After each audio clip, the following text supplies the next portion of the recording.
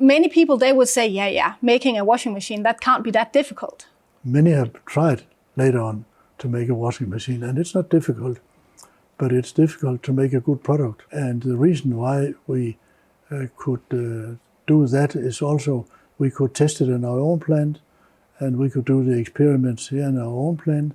And if it worked here, it would work in any other label company around the world. So it was not difficult, but it was just keep working and keep testing and keep trying and finding better ways.